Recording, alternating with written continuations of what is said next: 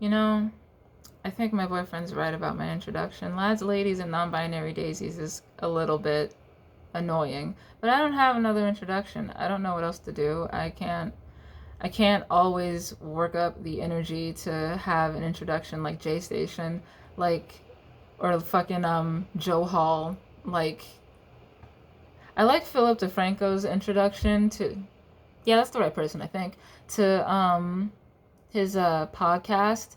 He says, "What's up, you beautiful bastards?"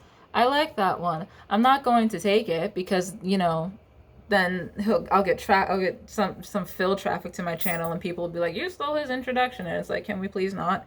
So, um, but I like his intro because it's funny, and yeah. The next book is called Fate of the Dragons. We're not going to spend very much time on it. Um, it's a first book in the Dragon Rising series, and Amazon said that it was epic fantasy. It certainly was fantasy. So there's a dragon matriarch. Her name is Amona. She saves a human baby. The human baby is named Vali, Vahly. Some of these names, man. Um, Apparently, Vali is the last human. At least that's what we're told. And the seawater, like it's salted and it's got like spells on it, and it injures dragons. I always want my dragon books to contain more dragons, but like the unfortunate thing about some of those books is that when they contain more dragons, then the story has to be good. I mean, it was a fine book, but eh. So the Sea Queen wants to cover the world in an ocean. Why? Who knows? Valley has like a mark on her that she was born with, and the dragons believe her to be the next destined Earth Queen. Why this series isn't named something after like the elements, world's never gonna know. But I didn't read the other one, so I don't know how relevant that becomes to the rest of the series. So, the dragons in this book have like a bonding thing that let them like be able to read each other's minds, and Amona's the matriarch, so she's like connected to everybody. She does that with Vali, and like now she's in the full with telepathy and whatever. Uh Also, like the dragons in this book are like classified as like gems, sort of. Like they're jades, which are like I assume they're all green dragons. They're all like warlike, and then like the lapis dragons, which are Amona's people, they're like, I guess they're supposed to be the nerdy ones. They're the twinks, I suppose. Not to say that you can't also be like athletic and be a twink, but that's the stereotype. And there's another dragon that hates her. I don't like him either, and whatever, I guess. Um, Elves are allied with the Sea Queen, and I was going to read the rest of this book if it had remained in Valley's point of view, but it wasn't, because we go to this dude named Righton, who I suppose is like the Sea Queen's like one of her consorts or whatever.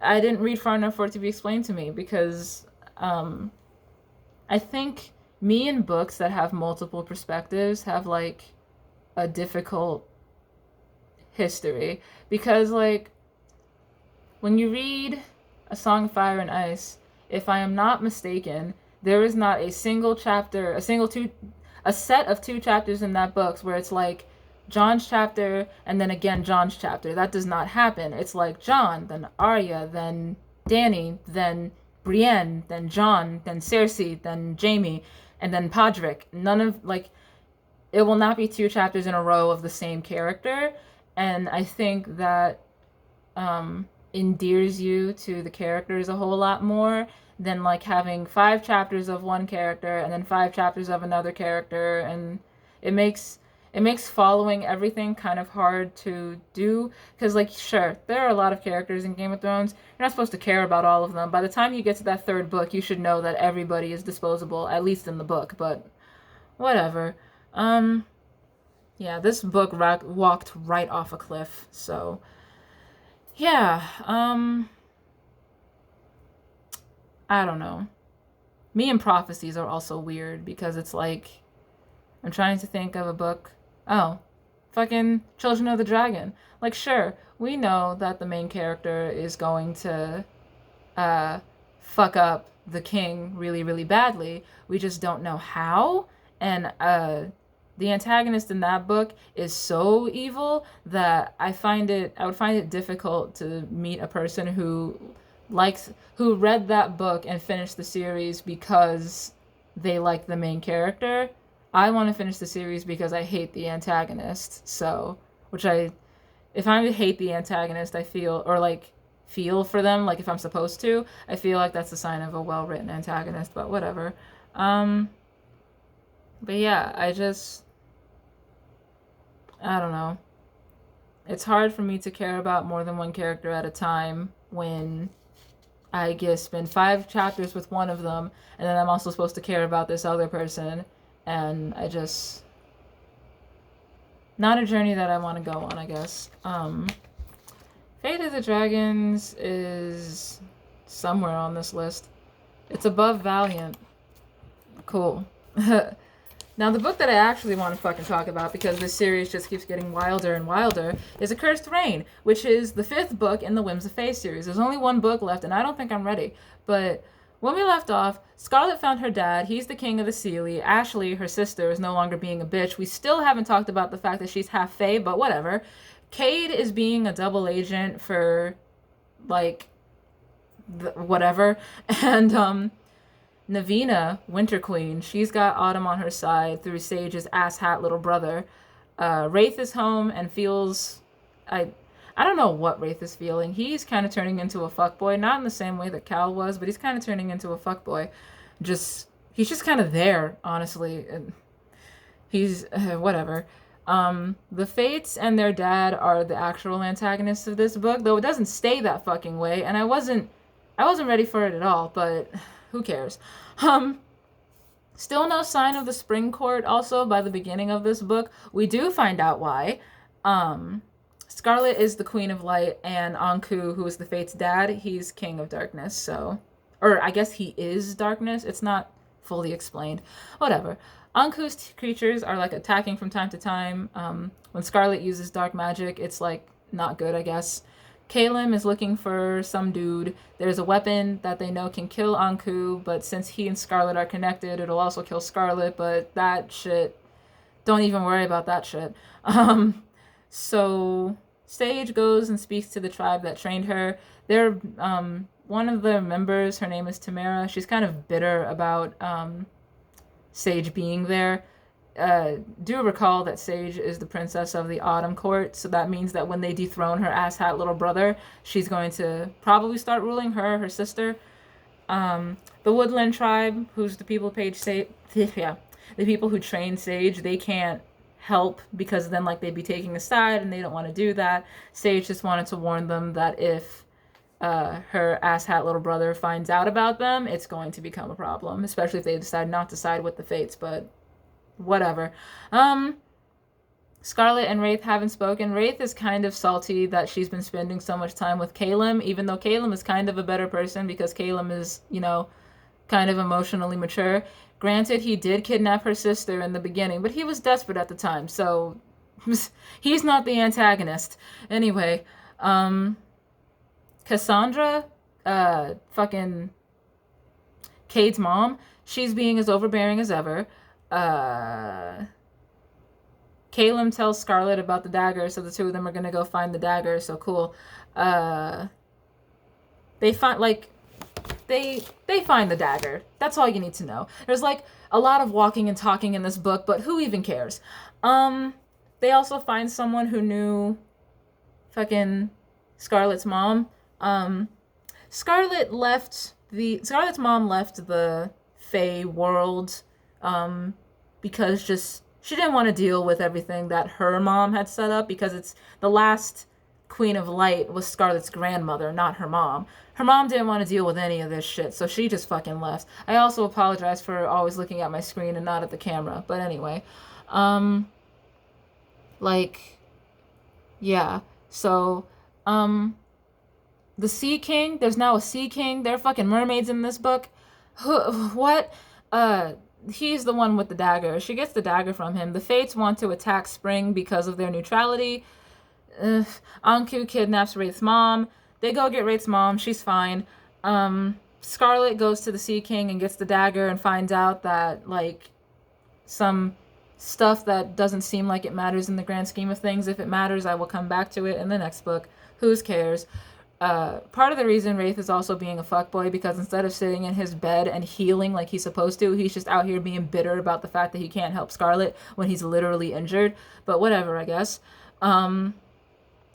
Yeah, so when they attack the Spring Court, fucking the Fates kill the Spring Queen because she refuses to side with anybody.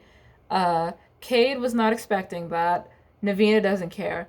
So, by the time this book is over, I can't remember what the oldest sister's name, because it's only the oldest Fate, because I'm still not sure what's going on with the youngest one. I still hope she comes in clutch in the last book. She wasn't really in this one. And the middle sister ends up being killed. So, yeah. Yeah.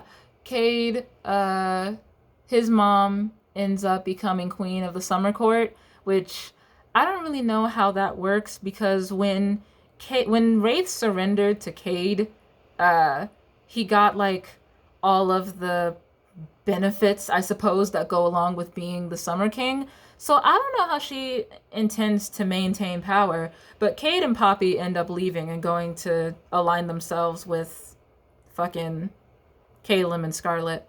So, yeah. Also, the Sea King tells her that whoever kills Anku will become the leader of that place because their balance needs to be maintained. So it's not like Anku can kill her either. They both know this. It was explained in the last book. I just didn't pay attention because too much shit was happening. And yeah. Navina also isn't totally on board with the fact that the Fates killed the Spring Queen because they weren't supposed to do that. So, yeah, like the Fates have all of the seasonal courts on their side, but Navina's now not super sure about all of this. Cade has gone to the Unseelie court and taken all of that summer power with him because Cassandra doesn't have summer power. She's not technically a member of the summer court. She married in. And the spring court is now being ruled by a puppet on a string. So, yeah, not everybody. And the autumn court is there. Yeah. So, the oldest sister is named Morta.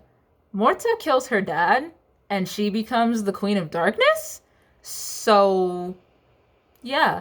Morta was always kind of a bit more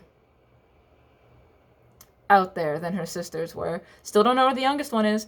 And I ended up liking this book a lot. I've put it in terms of like where it is with the series books that I like. I don't know if I'm gonna like Queen of Light and Darkness anymore, but like, or any more than this one. But like, it's so different from the other books. Because who could have imagined that when I picked up Two Princes of Summer just on a whim because I was a Prime member, so the book was free to me, who would have thought that we would have gone from a human who's just falling in love with a fae to this? Like, it's just a lot. Like, I like that Morta was smarter than her dad thought. She's the only one now, which I think kind of makes this a bit easier for my brain to follow, because if there were 3 antagonists to follow, I don't think I could fucking pay attention to all of that.